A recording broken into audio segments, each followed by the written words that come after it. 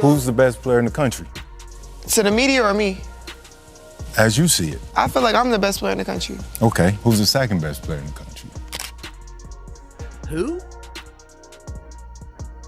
Sorry, young lady.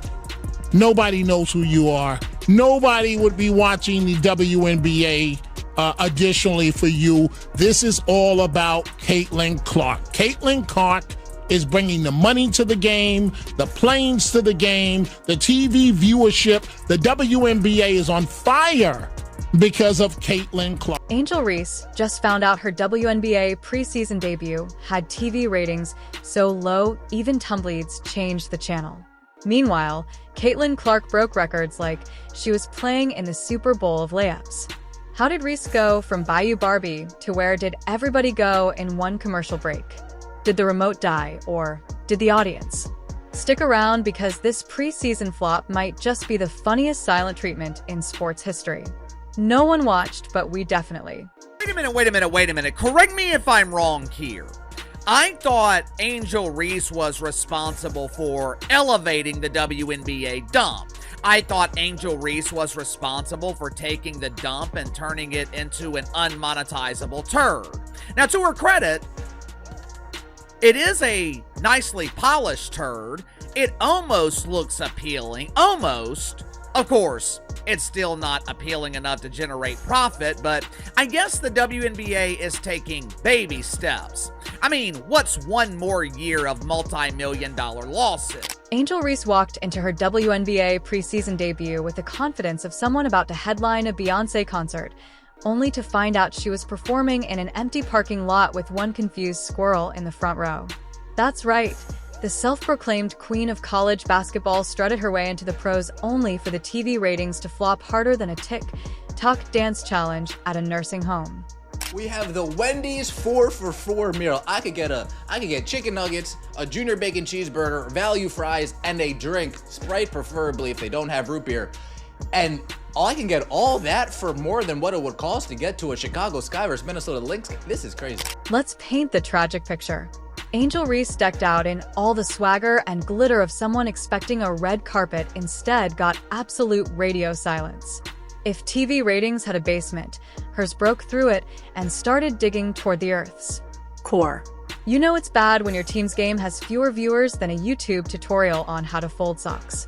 We're talking invisible level of interest. Even the Nielsen guy probably said, "Nah, I'm good," and turned the channel. I would not be talking about the Fever's attendance figures when it had been widely known Caitlin Clark was not going to play in that Fever game on Friday. Now, to be clear, Reese thought she was walking into the WNBA like a hurricane. Big college name, flashy reputation, more smack talk than a Real Housewives reunion. Except when the cameras turned on, the public collectively hit snooze.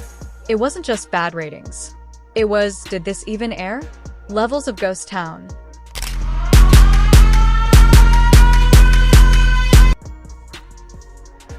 Folks, it's over. Or it's close to it. If it's not over, it's close to it.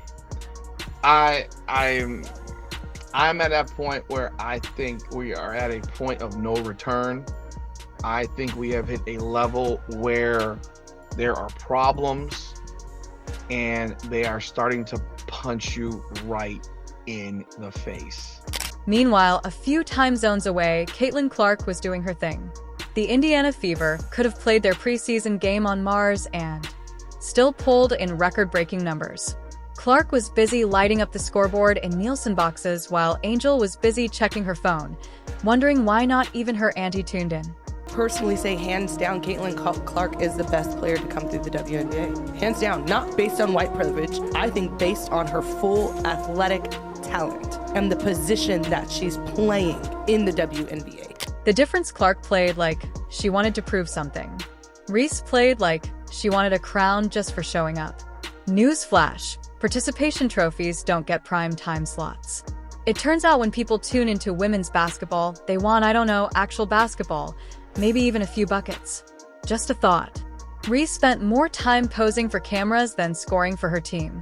And don't get it twisted, people love a good personality in sports. But the one rule, you actually have to play the sport too. Angel came in with the aura of someone who thought charisma could replace shooting percentage. Hate to break it to her, but even influencers need a backup plan when the Wi-Fi goes out. The most hilarious part, the moment the ratings dropped, Angel reportedly went ballistic. Because of course she did. When your entire brand is built on noise, silence is the ultimate insult. Reese didn't just expect people to watch. She expected applause, standing ovations, fireworks, maybe even a holographic Jay-Z intro. Instead, she got a televised cricket concert. You made some comments about Angel Reese. Yeah. You called her garbage compared to Caitlin Clark. Yes. Okay. Yes. I love black people. Mwah, mwah, mwah, mwah. But I think sometimes we do play the race card too much. This ain't racial. This is about sports. This is about athletic ability. You know what I'm saying? And when you look at Caitlin Clark's game, who's very reminiscent of a Steph Curry based on her range and shooting the three, plus everything else she does. And then you look at Angel Reese, stop it. She just seems as uncoordinated as a baby giraffe. If you throw up 85 attempts, you're eventually going to get one or two. But the fact that you have to throw the ball up 85 times is fucking ridiculous. Meanwhile, Caitlin Clark just showed up, laced up, and let her game do the screaming. No theatrics, no diva behavior, no dramatic social media meltdowns, just three-pointers and broken viewership records.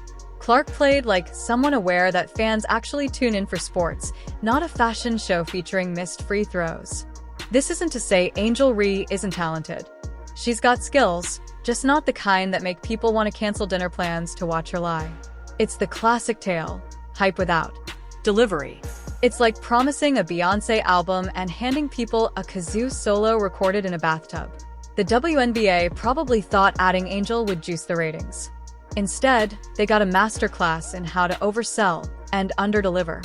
Imagine spending millions hyping a blockbuster only to realize the lead forgot her lines, and half the audience left during the preview. That's what Reese's preseason debut looked like. We weren't the only ones chomping at the bits, waiting to watch Caitlin Clark play. It seems like the rest of the country was waiting in suspense along with us. It seems as if the rest of the country was on the edge of their seats, waiting for Fever basketball, and how do I know? Numbers don't. And it wasn't just the ratings. The vibes were off even on social media, the place where Angel usually thrives. The excitement was flatter than a diet soda left out overnight. No trending hashtags, no viral clips, just silence. A slow, awkward silence that screamed, maybe we made a mistake. Meanwhile, Caitlin Clark's highlights were circulating like cat videos. Everyone and their grandma was sharing them. SportsCenter all over it. ESPN couldn't get enough. Even non-sports fans were. Watching like, I don't know who this is, but she's electric. It's rare to see someone cross over from sports phenom to pop culture sensation, but Caitlin, she's already there. She's still trying to get through security. Let's talk priorities. Caitlin Clark, grinding in the gym, perfecting her craft, racking up points like it's her part-time job. Word on the street is when the WNBA showed her the viewership numbers, she reacted like they just canceled her birthday. Mood swings, side eyes, and probably a passive-aggressive tweet or two about real fans. Classic. I thought Angel Reese was the star of stars, the icon of icons. That's what the mainstream media keeps telling me. Headline at Forbes from last month. How Angel Reese and Asia Wilson are leading the WNBA's growth. And just like that, the Bayou Barbie hype train started looking more like a kiddie ride at a sketchy carnival. Angel Reese was supposed to be the face of a new WNBA era. Dynamic, flashy, bold. Instead, she's the cautionary tale about what happens when hype eats more minutes than hustle. The irony, Reese could be a solid player, but being decent on the court isn't enough when you're constantly selling yourself like a Grammy nominee. You can't pitch yourself as the main event and then fumble the ball while the crowd heads for the exits. The worst part, Angel doesn't seem to realize the Fans did give her a chance. Meanwhile, Caitlin Clark keeps rising. Not because she's the loudest, but because she's the most watchable. People don't want to hear about greatness, they want to see it. What makes it worse is how the WNBA keeps trying to shove Rhea into the spotlight like a last-minute guest at a wedding. But if the audience isn't buying it, no amount of PR magic is going to turn ratings coal into Nielsen diamonds.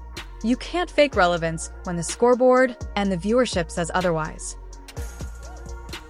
You've got a basketball player, you got a celebrity that, or somebody that thinks she's a celebrity, that happens to be a basketball player. All right, but she's not celebrity enough to actually pack in the stands.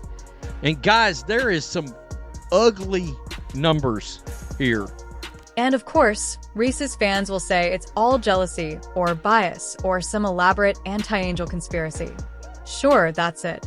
The entire country just spontaneously decided to ignore one game for no reason at all. Definitely not because she played like she was conserving energy for a TikTok dance break. Definitely not because the game had less tension than a lukewarm bath. Nope, it's a conspiracy. Meanwhile, Caitlin Clark is out there making basketball look like performance art. Caitlin Clark earns it. It's the same story in sports over and over again. The loudest ones always expect to be the most loved. But the real icons, they don't have to scream. Their game does the talking. Caitlin Clark whispered, and the entire country leaned in to listen. Angel Reese shouted into a megaphone and still got crickets. Let's not forget the priceless moment when Rhea allegedly stormed out of a press event after being asked about the ratings. That's peak diva behavior. If you're getting paid like a pro, play like one. Or at least handle questions like someone who understands that TV ratings aren't personal. They're performance reviews with a broadcast license.